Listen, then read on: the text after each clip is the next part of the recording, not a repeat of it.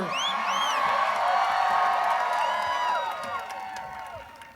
It is truly an honor to be here with all of you and to welcome back to New Hampshire Senator Elizabeth Warren and Secretary Hillary Clinton. As I know, they will both tell you, the stakes for this election could not be higher. And that's why it's so important that we elect Hillary Clinton and Democrats up and down the ticket on November 8th. Hillary is fighting for our priorities. And as president, she will work to build an economy that works for everyone, not just those on the top. Here in New Hampshire, we've shown that it's possible to work across party lines to get things done. We balanced 2 budgets without a sales or an income tax. We're taking a comprehensive, hands-on approach to our heroin and opioid crisis. We froze in-state tuition at our universities and we lowered it at community colleges. And I think you'll all agree with me that it is long past time for Washington to take the same approach. I'm running for the United States Senate because, thank you.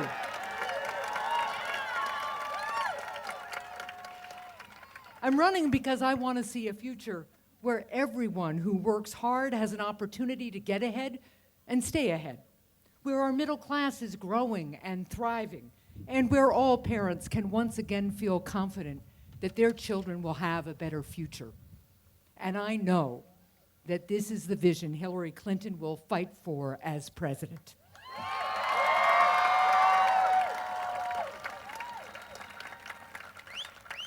But this vision stands in stark contrast to what we've seen from Senator Ayotte in Washington.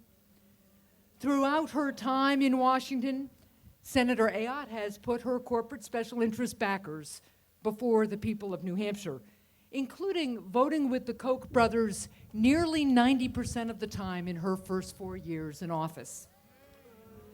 And for months, Senator Ayotte stood by Donald Trump, reiterating her support for him at least 35 times, and even saying he should absolutely be a role model for our children, despite his anti-woman comments and behavior.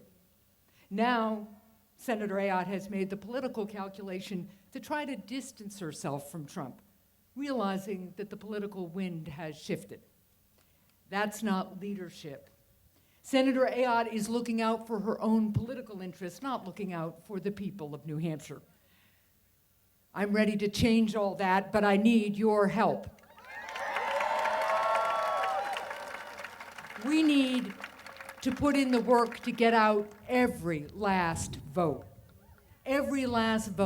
for a future with more good-paying jobs and innovative companies, a future where higher education is affordable for everyone, a future where we have turned the tide of climate change, a future where a woman's right to make her own healthcare decisions is no longer under attack.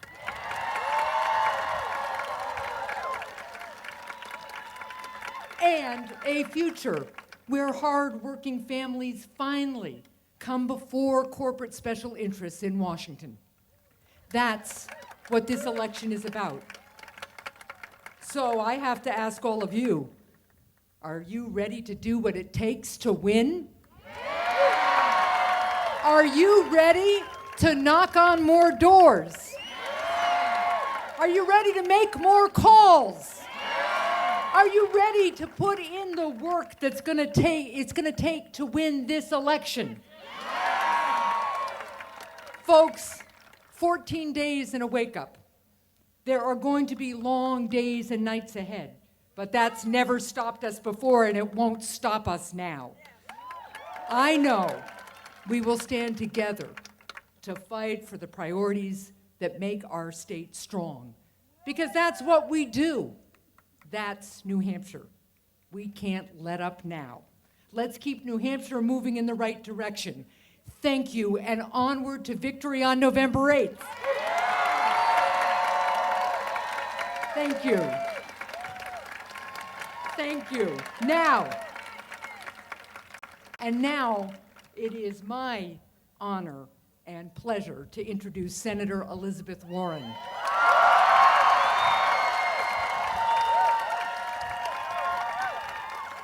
Throughout her time in the United States Senate and long before, Senator Warren has been a true champion for America's middle-class families, from working to allow students to refinance their loans and make college more affordable, to protecting retirement security and strengthening consumer protections.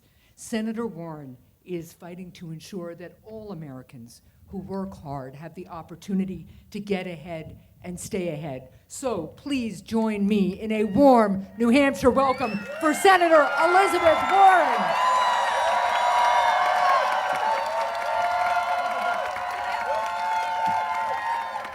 Wow! Hello, New Hampshire! Hello! Oh man, I love coming to New Hampshire. You know, this is like getting to hang out with your next door neighbors. It's true, it's true. We've got Maura Healey and Catherine Clark here from Massachusetts, hanging out with our neighbors. You know, I've been traveling all around the country for Hillary Clinton and for our Senate candidates. I've been to Missouri and Ohio and Wisconsin and Colorado and Pennsylvania, and I gotta say, it is good to be in a place where I can say, go Pats! Go Pats! All right. No, it really is great to be in New Hampshire. It is great to be in the home state of my dear friend and your senior senator, Jeanne Shaheen. It is great to be in the state that is going to send Carol Shea Porter and Annie Custer to the United States Congress. It is great to be in the state that's going to elect Colin Van Osteren as its next governor. It's great to be in the state that is going to send Maggie Hassan to the United States Senate. Yes! Oh, and just one more. It is great to be in the state that's going to send Hillary Clinton to the White House. Yes! Yes! That's why we're here.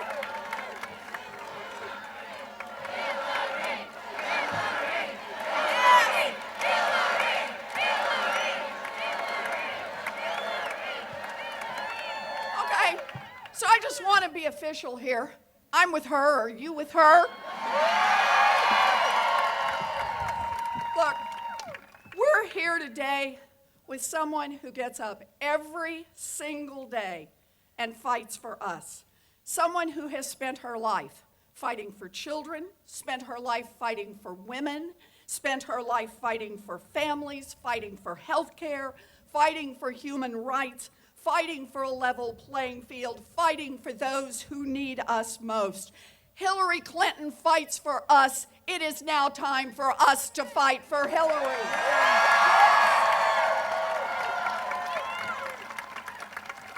Now, I want to talk for just a minute about values. I grew up in a family that didn't have much.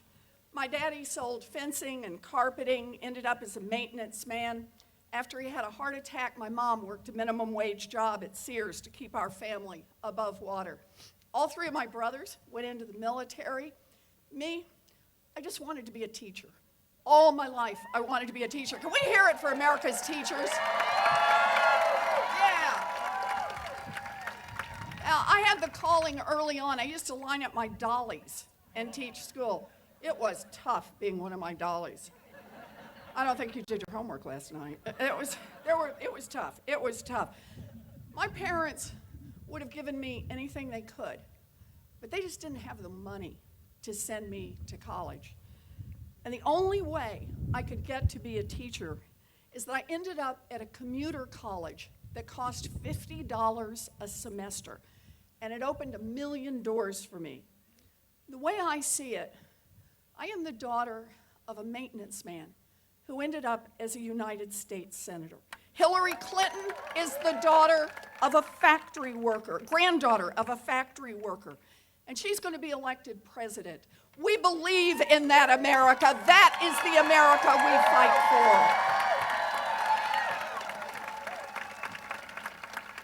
for. We believe, but we are worried.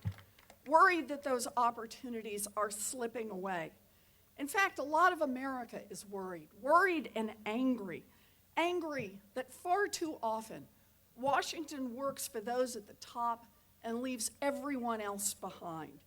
You know, for 30 years now, Republicans have pushed trickle-down economics, and they've done one thing.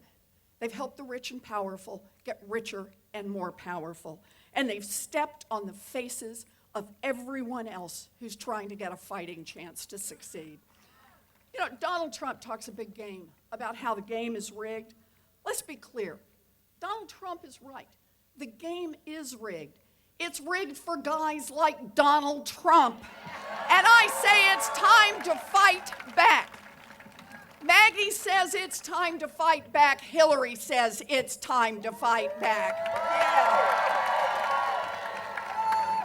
We start our fight right here on college campuses. Education builds opportunities, but not if people are getting crushed by student loan debt. Right now, it's a 1-2 punch, the high cost of college and the high cost of student loans. The federal government is making billions of dollars in profits off the backs of our students. It is obscene to make money off people who are trying to get an education.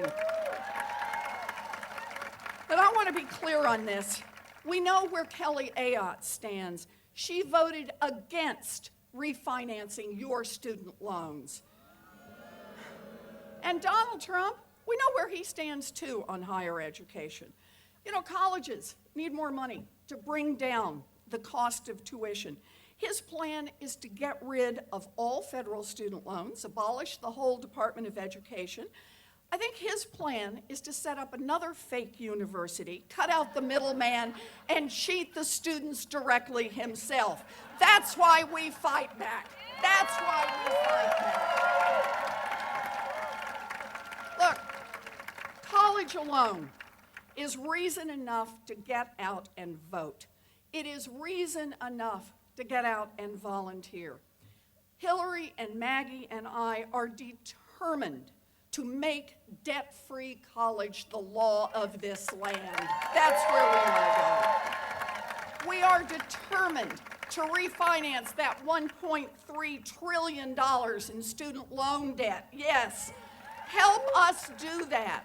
Help elect Hillary and Maggie so that we can make college a pathway of opportunity, not just for rich kids, but for all of our kids. Yeah. Look, we want to build an America that's going to work, but that ain't going to happen with Donald Trump. Donald Trump cheered on the 2008 financial crash so he could scoop up real estate on the cheap. He stiffed small business owners, plumbers and painters and construction workers when he built his casinos and golf courses. And Donald Trump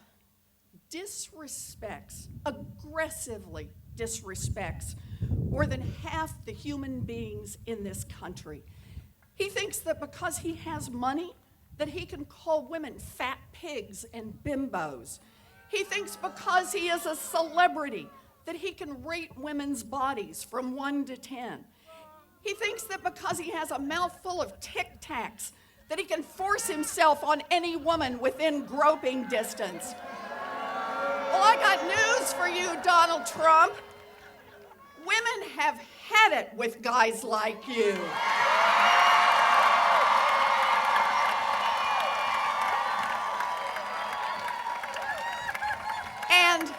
And nasty women have really had it with guys like you. Yeah. Get this, Donald. Nasty women are tough. Nasty women are smart. And nasty women vote.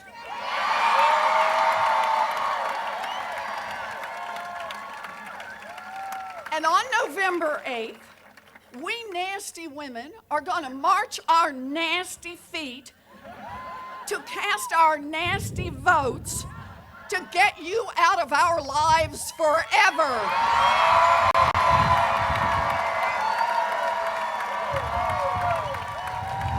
Yep. You bet. Yes. You know, for more than a year, Donald Trump has made headlines almost every day. And where has Senator Kelly Ayotte been? Donald Trump called Latinos rapists and murderers. Kelly stuck with him. Trump called African Americans thugs, and Kelly stuck with him. Trump attacked a Gold Star family, and Kelly stuck with him. Trump compared himself to dictators and praised Vladimir Putin. Kelly stuck with him. Trump even attacked Kelly Ayotte and called her weak. And Kelly stuck with him. You know, during a debate a couple of weeks ago, when she called Donald Trump a role model for kids, you want to say, you just can't believe this. But now, Donald Trump's not doing so well, and Kelly is running as fast as she can away from him. Well, I will say one thing. Donald Trump sure has made Kelly Ayotte dance. Day 1, she loves him. Day 2, she hates him. Day 3, she's back with him. Boy, spins round and round. But one of the things I love about the people from New Hampshire is that you value guts. You make the right decision and then you stick with it. Donald Trump is right. Kelly is weak. And that's why a tough, smart fighter like your governor, Maggie Hassan, is going to win on November 8th.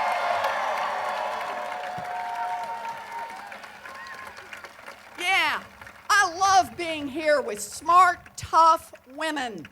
With Hillary, with Maggie, with Carol, with Annie, and with friends of women, Colin.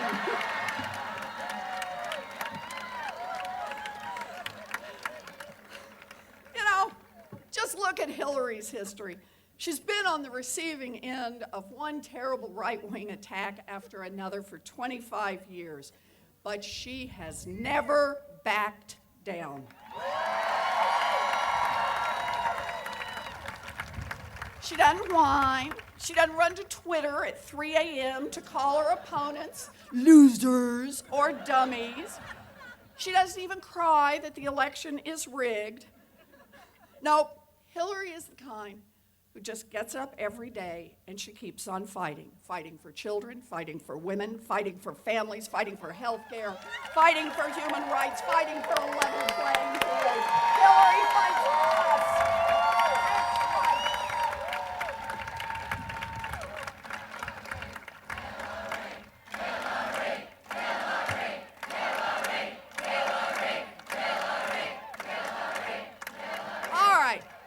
So, we're with her. There are two things we got to do. First one, we got to vote. New Hampshire has same-day registration at your polling location, so no excuses, anybody. Go to IWillVot.com, make a plan now how you're going to cast your vote, and cast your vote for Annie, for Carol, for Colin, for Maggie, and for Hillary. You going to do that? Yeah. Second, do more than vote. Volunteer. We need you in this. Democracy needs you in this. You can knock on doors. You can make phone calls. You can monitor the polls. Lawyers can help us here. Everybody. If you have any time over the next 15 days, please volunteer. You can go to HillaryClinton.com. You can go to MaggieHassan.com. And I guarantee we will use your time. And we will use it well. Please make this investment in democracy. Get out there and volunteer. We need you on that. Yes. Okay, so it is so good for all of us to be here. This is fabulous. You know, the way I see it, what elections are about is they ultimately come down to our values. It's not about one person or one candidate. It's about a movement. It's about a strong, powerful movement to make real change in this country. The kind of change that we make together. And since we're here together, let us remind ourselves why we get up in the morning, why we work hard all day, and why we're still working late at night. Because of what we believe. We believe that every person should be able to get a college education without getting crushed by student loan debt. And that means refinancing our student loans and debt-free college. Yes. We believe that no one should work full-time and live in poverty. And that means raising the minimum wage, and we will fight for it. We believe that workers should be able to organize for better pay, for better working conditions. Unions built America's middle class, and unions will rebuild America's middle class. Yes, you bet. We believe that after a lifetime of hard work, people are entitled to retire with dignity, and that means protecting and expanding Social Security, and we will do it. You know, you may have heard, Wells Fargo cheated tens of thousands of people. Giant banks brought down our economy. Well, we believe in tough rules, real accountability, and if a CEO breaks the law, they ought to go to jail just like anyone else. Yeah. Some beliefs are controversial, so I want to throw this one out there. We believe in science. We believe that climate change is real and that we have a moral obligation to protect this earth for our children and our grandchildren and our grandchildren's grandchildren. Yes. Boy, and I can't believe I have to say this in 2016. We believe in equal pay for equal work and a woman's right to decisions over her own body. Yes. We believe that equal means equal, and that's true in marriage, it's true in the workplace, it's true for every place, and we will fight for equality for all of our people. You know, Donald Trump calls African Americans thugs, he calls Muslims terrorists, he calls Latinos criminals, he brags about sexually assaulting women. Well, we believe that racism and sexism and bigotry have no place in our country. We believe that Black Lives Matter and that we won't build Donald Trump's stupid wall. We believe diversity makes us strong. Yes. Yes. You do know I could do this all day. But we got a great speaker here. So I'm going to do one more, and then I'm going to quit. We believe that millionaires and billionaires and giant corporations should not be able to buy our elections and our politicians. Corporations are not people. We will overturn Citizens United and bring democracy back to the people. Yes. This is Hillary's agenda. This is Maggie's agenda. This is Colin and Annie and Carol's agenda. It is a progressive agenda. It is a New Hampshire agenda. It is an American agenda. Yes! Hillary is ready to fight for us. Are you ready to fight for Hillary? Then let's welcome to the stage Hillary Clinton, our next President of the United States.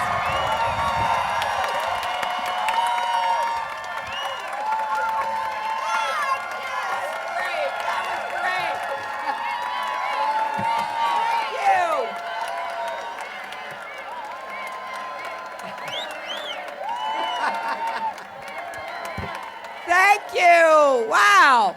Well, I don't know about you, but I could listen to Elizabeth go on all day.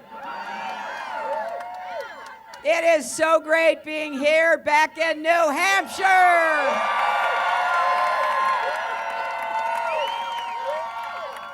I have a significant unruly group of women I went to Wellesley with back here.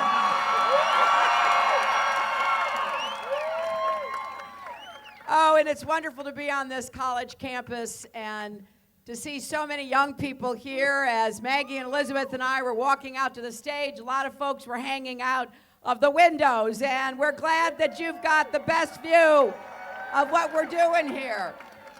It's also exciting to be here with 2 weeks left because this is the most consequential election of our lifetime. And to see the energy and the enthusiasm that this crowd displays. I saw it yesterday in North Carolina. I saw it the day before in Ohio. It really does demonstrate that Americans are looking at what's at stake and are coming to the conclusion that we all have to be involved in the remaining days of the campaign, and then everyone needs to turn out to vote. And here in New Hampshire, you have a lot of reasons to vote. You've got great candidates for the Congress, Annie Custer and Carol Shea Porter, who deserve your support. And you've got a great candidate for governor, Colin Van Ostrand. Thank you.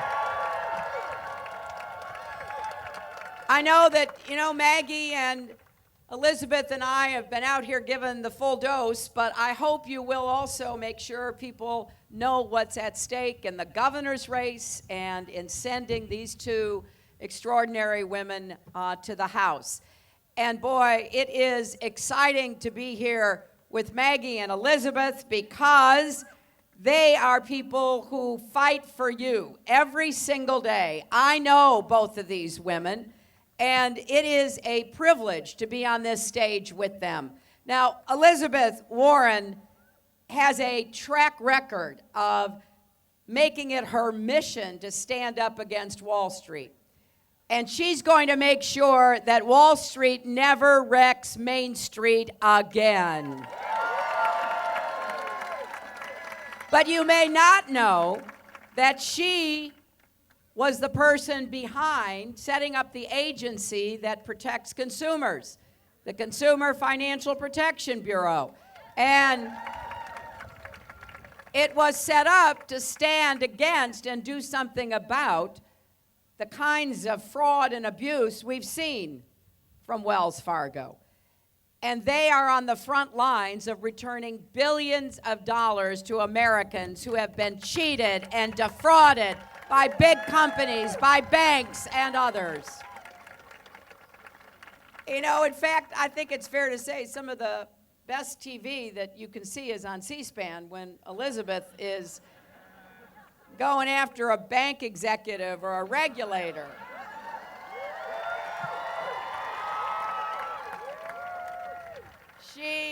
She's refusing to let them off the hook. And she's not just speaking for herself, is she? She is speaking for every single American who is frustrated and fed up. And I am so looking forward to working with her to rewrite the rules of our economy, to make sure we both grow it and make it fairer for every single person working hard here in America. I don't know, we're up here without our phones, so, we can't check tweets, but I kind of expect if Donald heard what she just said, he's tweeting away. She gets under his thin skin like nobody else.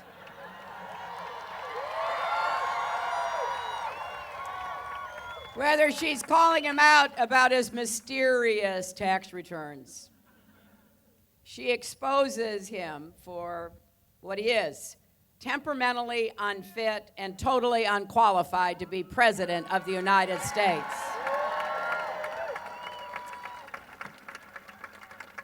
And Maggie is going to be a great United States Senator for New Hampshire.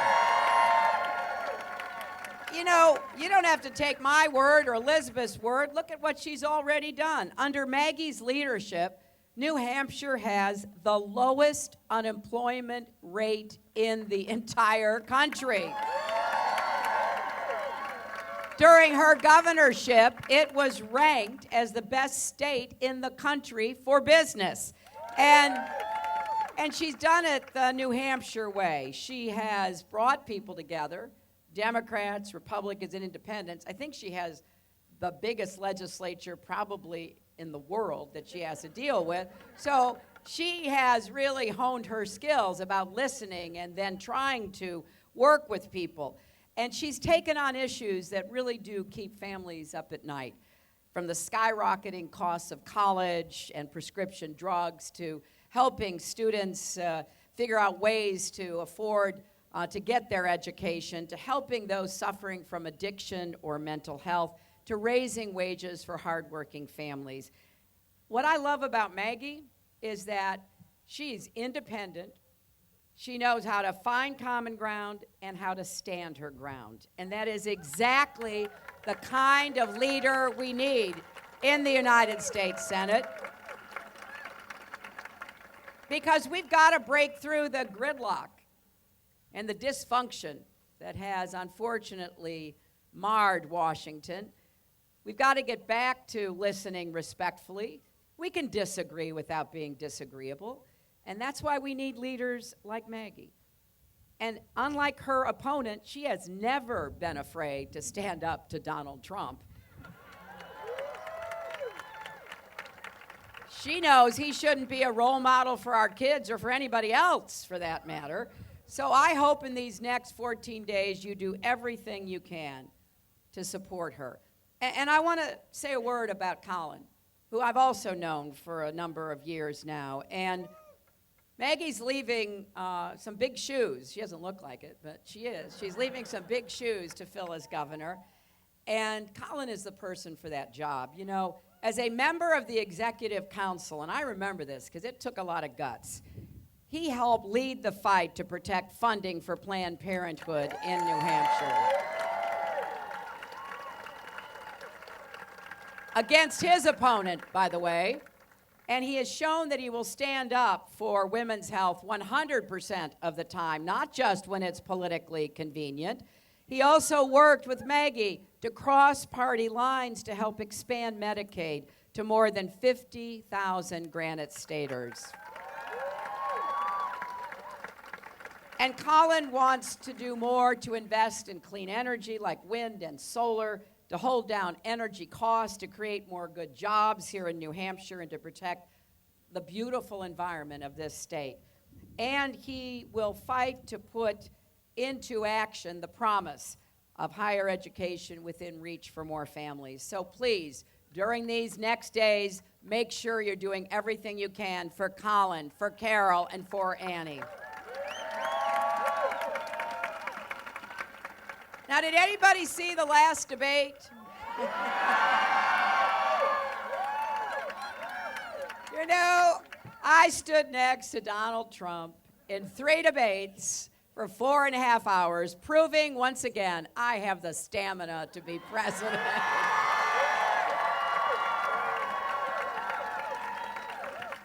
I tried to use the time I had in all 3 to talk about what people talk to me about, starting here in New Hampshire and going across the country, because I take it really seriously. I think the problems that keep you up at night, that stand in the way of your getting ahead and staying ahead, of providing the best opportunity of a good middle-class job with a rising income for you and your kids, those are the problems that someone running for president should actually listen to, pay attention to, and come up with solutions for.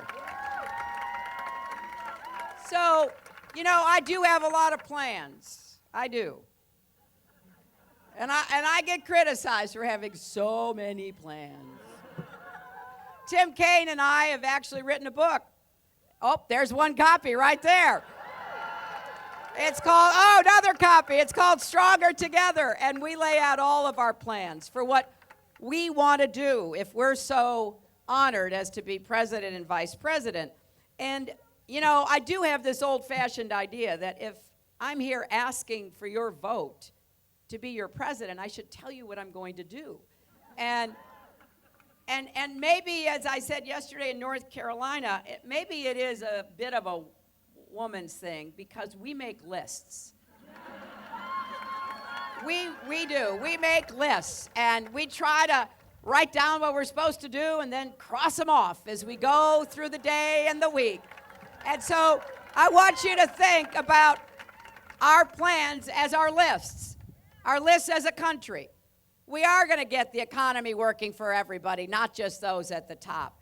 We are going to make college affordable. We are going to lower prescription drug costs, and we're going to do everything we can to keep faith with what we have said we're going to do. What a novel idea. We're actually going to try to deliver results for you.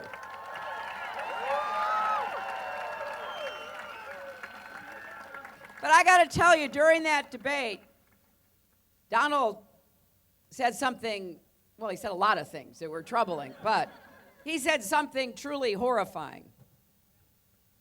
He became the first person running for president, Republican or Democrat, who refused to say that he would respect the results of this election.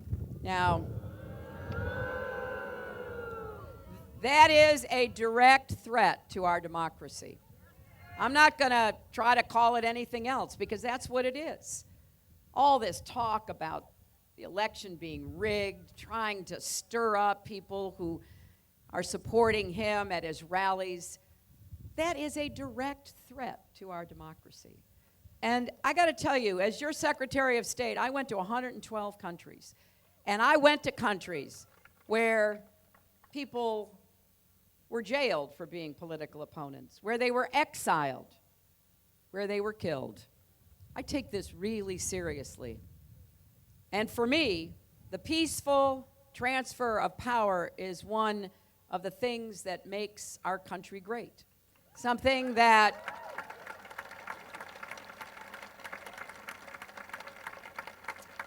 we can't lose, something we shouldn't even doubt. We cannot give in to cynicism, and I don't think we are.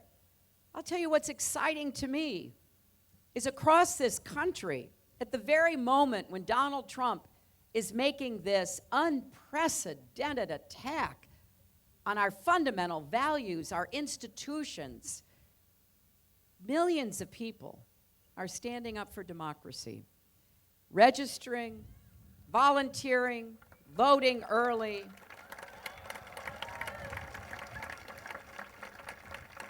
So when you get a little discouraged or you get frustrated by what you see in this campaign, think of this. We have just reached a historic milestone.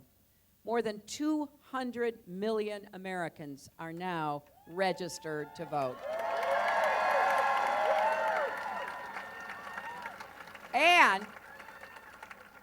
And most exciting, that includes more than 50 million young people, the biggest number ever. Now, you only see numbers like this when people are standing up for what they believe in. And I'm proud to see Americans coming together, Democrats, Republicans, independents, to reject hate and division. And you know, we're seeing that in New Hampshire, too. We are more than our disagreements, we Americans. There is so much more that unites us than divides us. I'm proud to have the support of more than 150 Republican leaders in this state who put country before party.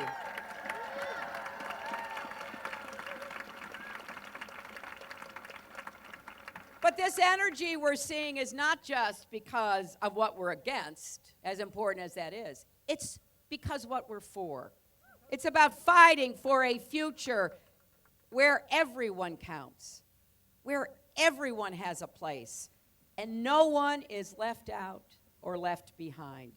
Because to me, and I hope to you as well, this is about more than winning an election. It's about the kind of country we want for our kids and our grandkids. That's what this has to be about. It's about the lessons we want to pass on to our sons and our daughters. You know, we believe we should honor the men and women who fight for our country, and that America is safer when we work with our allies to lead the world with strength and intelligence. Yet my opponent attacked a grieving Gold Star family whose son died in Iraq. He has no plan to defeat ISIS. And just last night, he tweeted that the new effort underway to push the terrorists out of the key city of Mosul is already, and I quote, a total disaster, and that our country is, quote, looking so dumb. Imagine. You know, this is a guy who says he knows more about ISIS than the generals. I don't think so. He's basically declaring defeat before the battle has even started. He's proving to the world what it means to have an unqualified commander-in-chief. It's not only wrong, it's dangerous, and it needs to be repudiated on November the 8th here in New Hampshire and across America.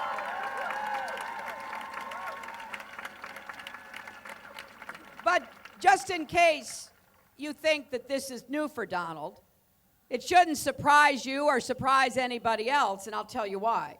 He has been denigrating America for decades. It started before he ran against me. It started before President Obama took office. In fact, back in 1987, he spent $100,000 on an ad in the New York Times criticizing President Reagan. He said, and I quote, "The world is laughing at America." Does that sound familiar? This is someone who roots for failure and takes glee in mocking our country, no matter who our president is. Now, that may be who Donald Trump is, but this election is about who we are. And I want us to remember, America is great because America is good, right?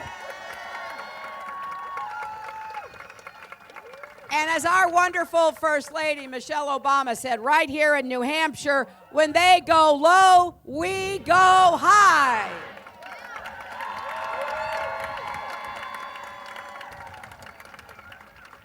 This election poses a very clear choice on the economy. When the middle class thrives, America thrives. As Elizabeth said, she is a perfect example of how that works in America. So am I. So are every one of you here. That's what I want for every single person, especially young person in America. With your help, we're going to not only have Elizabeth back in the Senate, but send Maggie, send Carol, send Annie, and then make the biggest investment in new jobs since World War II.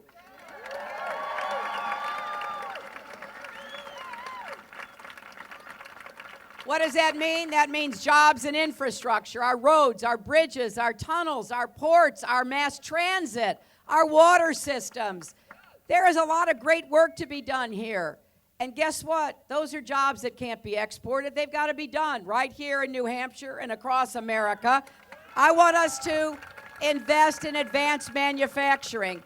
And I know a lot of skeptics about that. They say, well, we can't compete in manufacturing anymore. Well, I'll tell you what. I don't want us competing with low-wage jobs. I want us competing for the high-wage jobs. Germany is a major exporter of advanced manufacturing products. I want to compete with Germany and countries like that. Precision machining, 3D printing. I want us to invest more in technology, innovation, and research, and yes, in clean energy, because we're going to make America the clean energy superpower of the 21st century. I think we can deploy 500 million more solar panels within the first 4 years and enough clean energy to power every home by the end of 10 years. That's what I want people to be working on and thinking about and striving to achieve. And I am really excited about what we can do to make sure every young American is prepared. I want to start in the early years of life. in early education, universal pre-K. I want kids to be prepared to succeed because we are in a competition. And you know what? I want us to step up and compete and win. And I want our schools, I want kids to have good teachers and good schools in every zip code. And I want to be a good partner with our teachers and our educators here in New Hampshire.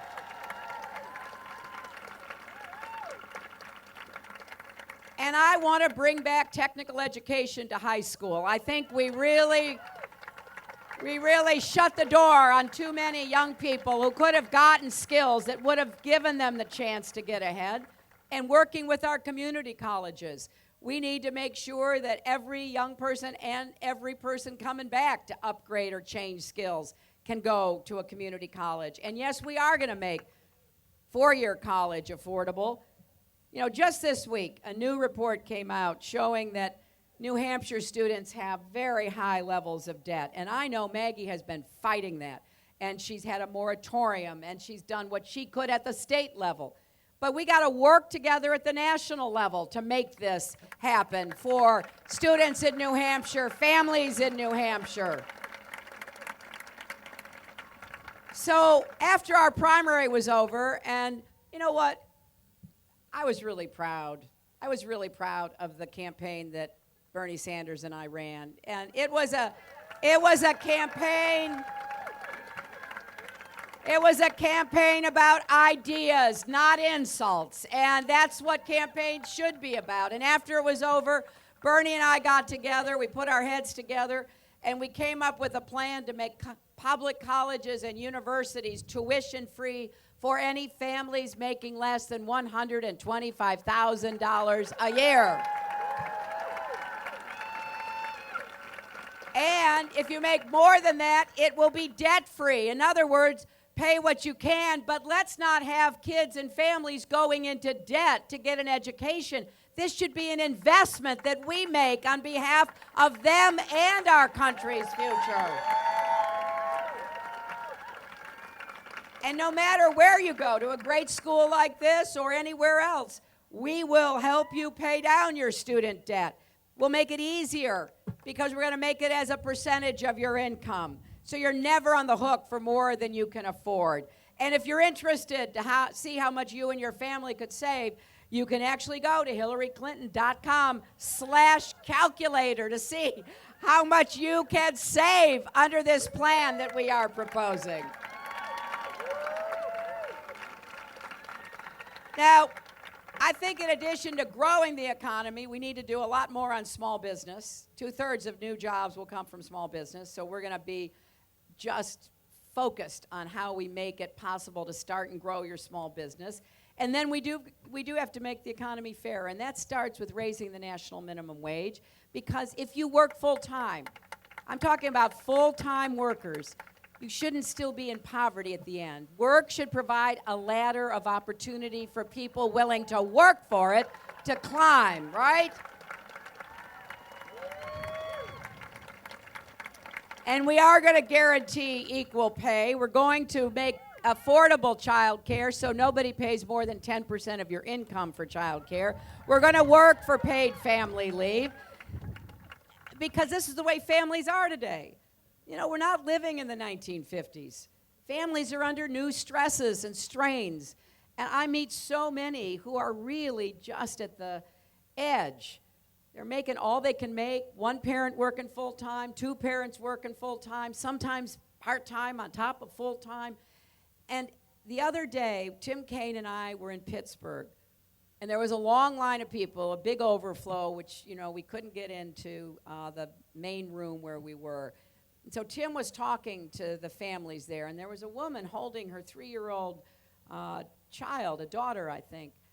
And, you know, Tim was shaking hands, and the woman looked, she said, I came here hoping I could tell you or Secretary Clinton that I had my baby 3 years ago, and the day after I had my baby, I was fired because I called and asked if I could have a few weeks because it had been a difficult pregnancy, and my baby was fine, but not all that she needed to be. I got fired. And Tim came in And, you know, he's such a wonderful man. What a fine, fine human being. And he said to me, you know, there are reasons every day why I get so motivated in this election, and I just have another reason. And he told me that story. I think your president should care about that. I think your president should wake up every day thinking, okay, how do I help empower people to make the most out of their own lives? You know, how do I knock down the barriers that give you the chance to go as far as your hard work and talent will take you? And then sometimes people say, well, how are you going to get all this done? And I have proposed plans that do not add a penny to the debt, because I see some of my longtime friends who were back in the 92 campaign, and, you know, when my husband ended up, we had a balanced budget and a surplus. And actually, we were on the way to paying down the national debt, but here's what happened. What happened is trickle-down economics came back. So here's what I'm going to do.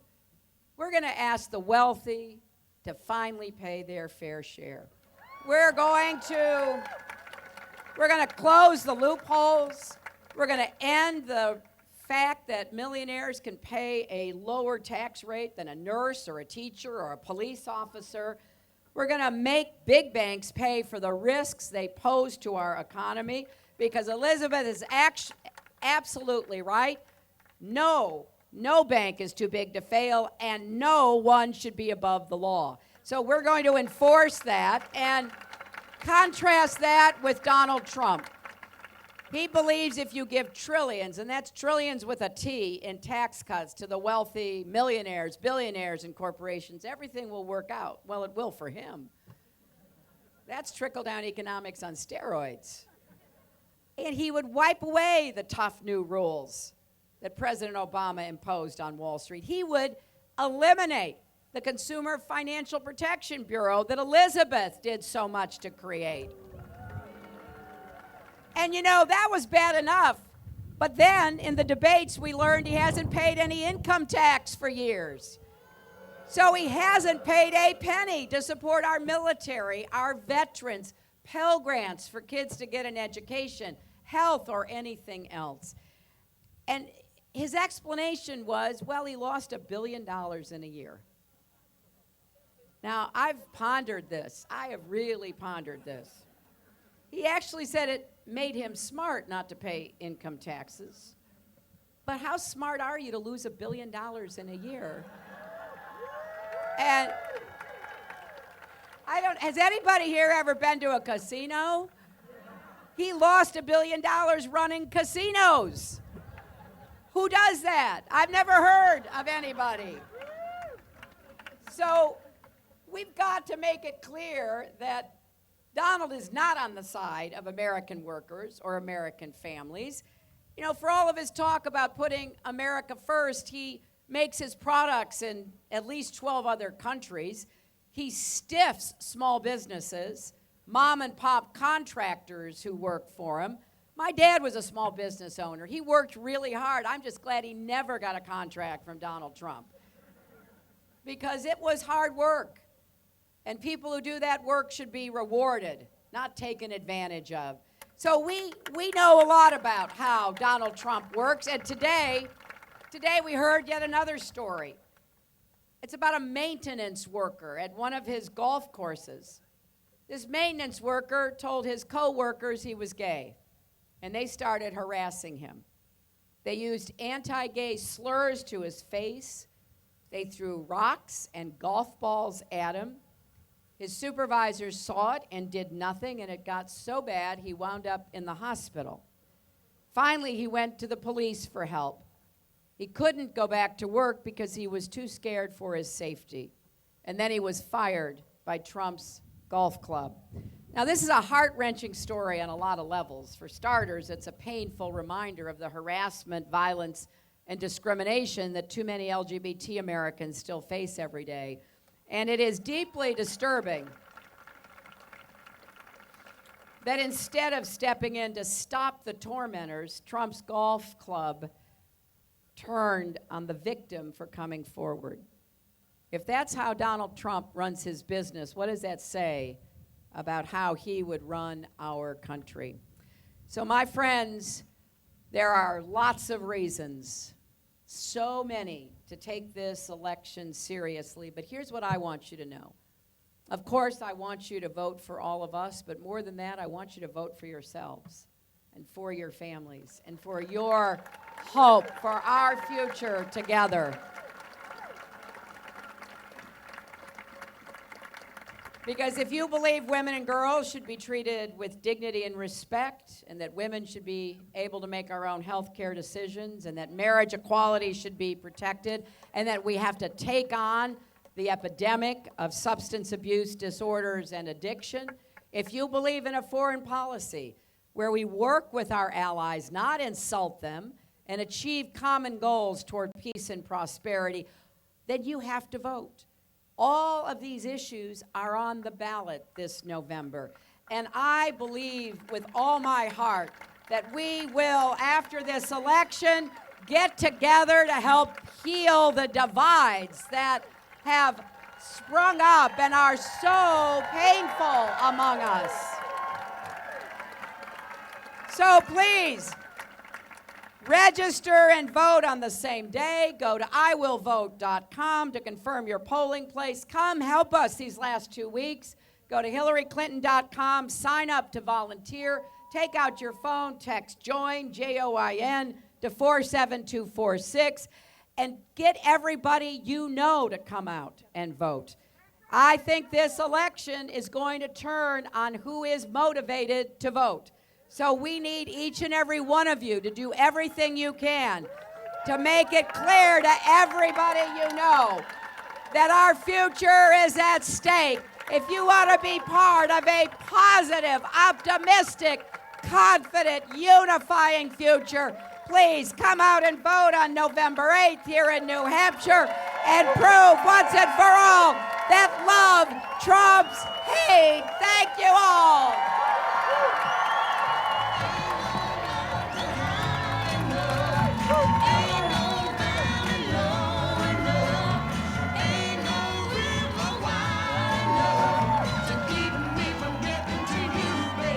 Baby,